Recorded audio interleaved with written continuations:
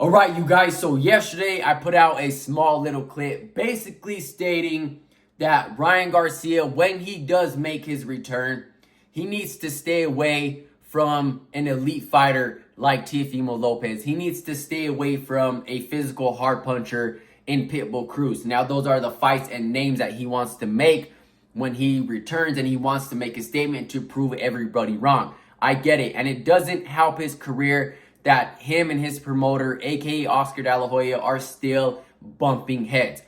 As of right now, from what Ryan Garcia has shown us, his career is at a what if. What if Ryan Garcia didn't do this? What if Ryan Garcia didn't do that? Ryan Garcia really didn't live up to what we all expected him to be. Now, if him and Oscar De La Hoya can put their pride aside, if they can put their differences aside and they can work together, the best move for them is to fight a good fighter. Like I said, not an elite fighter like Teofimo Lopez, not a heavy puncher and a physical fighter in Pitbull Cruz, because if Ryan Garcia loses that fight, that is just going to completely drop his stock. And everybody who is still invested in his career, everybody who still believes that he is a good fighter, who can still get to that elite level if he plays his cards right, a believer in myself that Ryan Garcia can do that. The biggest mistake that they can do is put him against someone who is an elite fighter and who Ryan Garcia is not ready for. Give him a fair name, a good fighter who can put him back in the mix, who can put him back on track to big future fights, who can put him back in that spotlight. And Pitbull Cruz right now is at 140. Still not a good name for him. Like I said, Teofimo Lopez is not a good name for him. Devin Haney is not a good name for him. Brian Norman Jr. is not a good name for him. I know Devin Haney and Brian Norman Jr. are going to be fighting later this year, so their names are off the table. Regardless, those are horrible matchups for Ryan Garcia. Maybe a Mario Barrios. And that's no disrespect to Mario Barrios, but Mario Barrios has a big name. He showed us in his past fights that he's not afraid to box, he's not afraid to brawl, he's not afraid to be in a physical fight. But I think Mario Barrios as a champion is the WBC champion. He just doesn't have that killer instinct. In my personal opinion, I am a fan of Mario Barrios, and I just never really seen that killer instinct in Mario Barrios. But he's a good fighter, not a great fighter, not an elite fighter. He is a champion. And I know Ryan Garcia has yet to become a world champion, but he has a decent / big enough name to get Ryan Garcia back in the mix and back on track. And those are the safest cards that he can play. Now, I know Regis Prograis and Jojo Diaz had just fought at a catch weight, I believe at 142 or 143. So fighting Ryan Garcia, that's good money. That's a big name. And those are great names for each other's resume. Those are still dangerous fights for Ryan Garcia because he doesn't have any momentum on his side.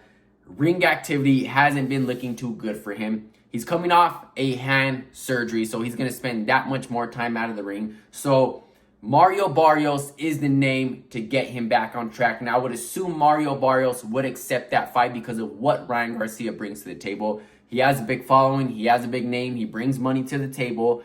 And Mario Barrios holds the WBC. And Mario Barrios has a good / decent name. So I think that is a really fair matchup, even though I believe Ryan Garcia is the better fighter. But that brings me back to the mental game, the physical game. He's coming off a hand injury. He lost to Rolly Romero. He doesn't really have any momentum on his side. So Mario Barrios is the key, I believe, to get him back on track, get him back in the mix. Rolly Romero has just been announced that he is the full WBA champion at 147. And let's say Ryan Garcia does win, we can possibly get a unification in the future and get a rematch, and maybe Ryan Garcia can get that lick back. But if not Mario Barrios, maybe Jojo Diaz and Regis Prograis, I would most likely believe that they would accept that fight at 147. But as of right now, Ryan Garcia needs to stay away from Pitbull Cruz. I know he's been calling him out for years. That fight has been up and down if it could be made or not. And he needs to stay away from Teofimo Lopez. Regardless, I think Teofimo Lopez beats Ryan Garcia at his best or at his worst.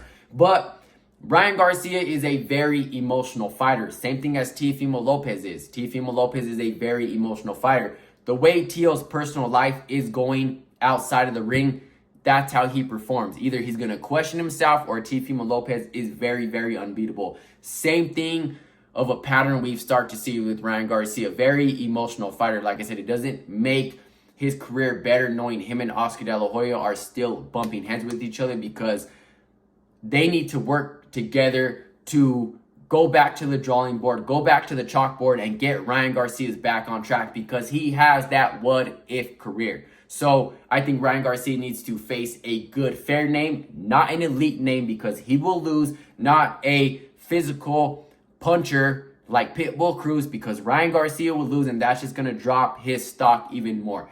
They need to play this safe, as safe as they possibly could with Ryan Garcia's return, because this is a make or break for Ryan Garcia's career. So Barrios is the first name that could really put Ryan Garcia's career back on track. I know he doesn't deserve a title shot. I get it, but that is the name to put him back in the spotlight, to put him back in the mix and in big future fights. Jojo Diaz and Regis Prograis, from the performance that they gave, that would be some great momentum for Ryan Garcia, and I still think a very competitive fight for the reasons I was explaining about Ryan Garcia. Let me know what you guys think about this. Let me know what direction you guys think Ryan Garcia should go. Let me know what direction you think Oscar De La Hoya and Ryan Garcia, where they go, if Ryan Garcia should just split from Oscar De La Hoya, leave Golden Boy in the past, or if they should still